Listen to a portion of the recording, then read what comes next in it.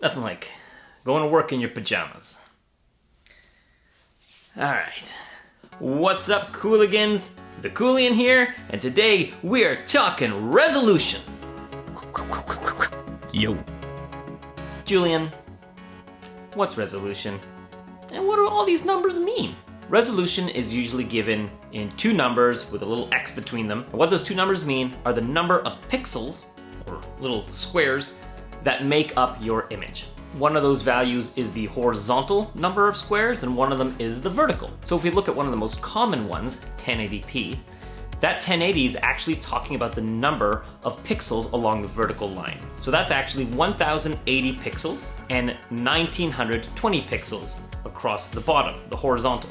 So you got the vertical and the horizontal. And so for shorthand, we just say 1080p. The most common resolutions that you'll see, nowadays anyway, are 720p, 1080p, 2K, 4K, and maybe 8K. And this is where things kind of get weird, because after 1080p, they stop talking about the vertical line. They start talking about the horizontal line. 4K is actually roughly 4,000 dots horizontally. So it's a bit misleading. So why is a higher resolution normally better? Well, because with more dots, that means there's more information in the image, which means that you'll get to see the details clearer. That's why when you look at like a 4K TV up close, it looks beautiful. When you go to see an IMAX, you can see every little pore on there. Whereas if you look at kind of some older footage that is much lower resolution, everything almost kind of looks blurred, but it's actually blocky because there's just not as many dots of information making up that one picture. Let's take a look at some examples of what that might look like.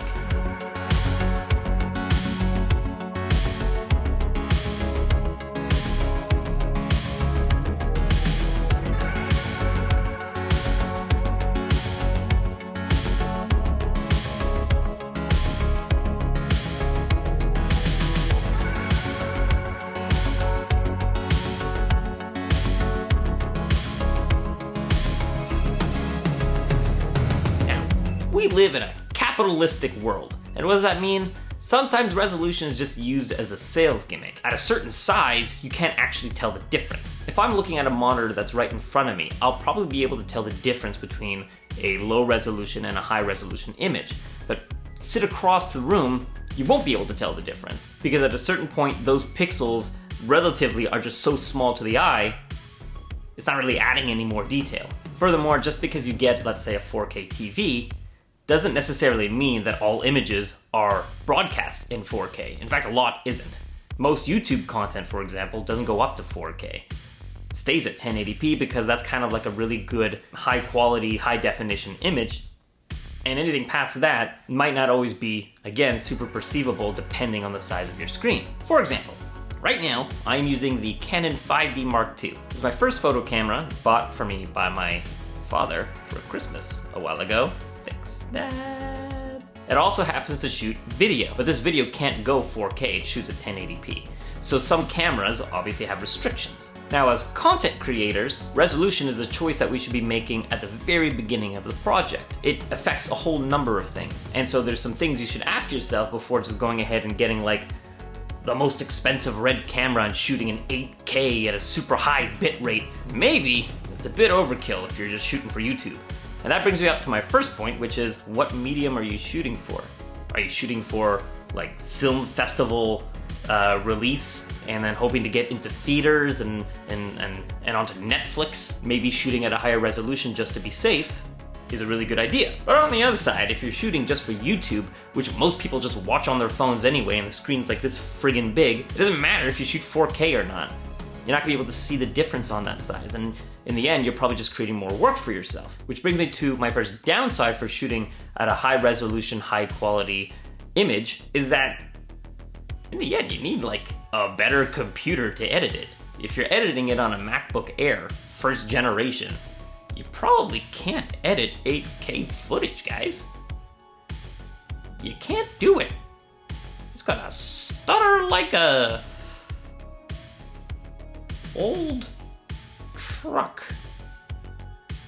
And so thinking about that when you're starting off in a production, let's say you're in pre-production for something, knowing what your capabilities in terms of your editing software and your editing space, a forgot how I started that sentence, so I don't know how to finish it. Don't get high quality stuff if you can't edit and store it. You're gonna end up spending more on video cards, more on storage, more on, more on. So if you don't need to shoot higher resolution, maybe you don't want to. But then again, let's go back to a positive. Shooting in higher resolution than what you're mastering, meaning what your final format's gonna be, offers you some leeway to do some punching in.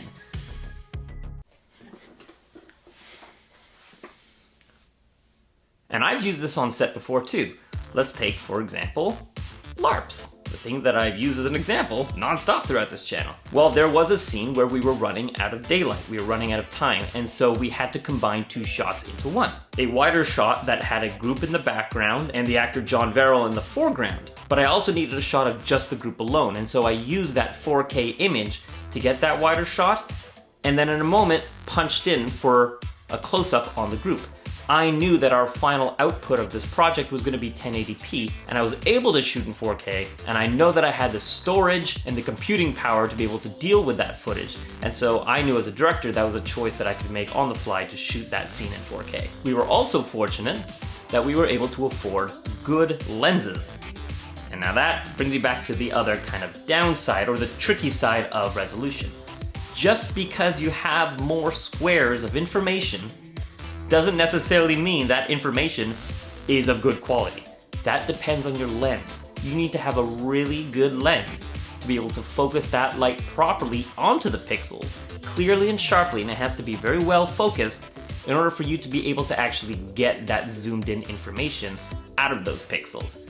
Otherwise, you're just zooming in on blur, and that just looks like garbage. So what I'm trying to say is, talk about resolution with a grain of salt. If you see a cell phone that advertises itself as 8K, does that necessarily mean that the image is going to be better quality than another cell phone camera? A really great image shot with a really great lens on a 1080p camera may end up looking better than a 4K image shot on a cheap lens that's out of focus. So when you're looking at what kind of camera to buy, think about really, is shooting 8K really that important to you? As a YouTuber, let's say. Or when you're buying a new TV, are you really that far away from the screen that 4K resolution is gonna make that enormous of a difference? Then again, every TV is 4K now, so I guess get it. Let's see, can I do this while I'm recording? Let's see.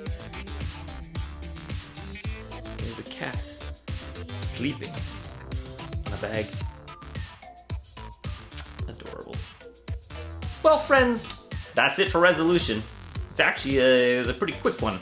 I shot this in like 45 minutes, not even. It was like 30 minutes long. Man, being a YouTuber is easy. Speaking of being a YouTuber, I would not be a responsible one if I didn't ask you to like, comment, and subscribe to the channel. It really helps out, gets the word out. Really enjoy doing these videos for you peeps. If you have any questions, like I always say, about resolution or maybe any other topics you'd like covered, just leave a comment in the comment area and share the channel with your friends. This is The Coolian signing out. It's really hot in here because I closed the windows.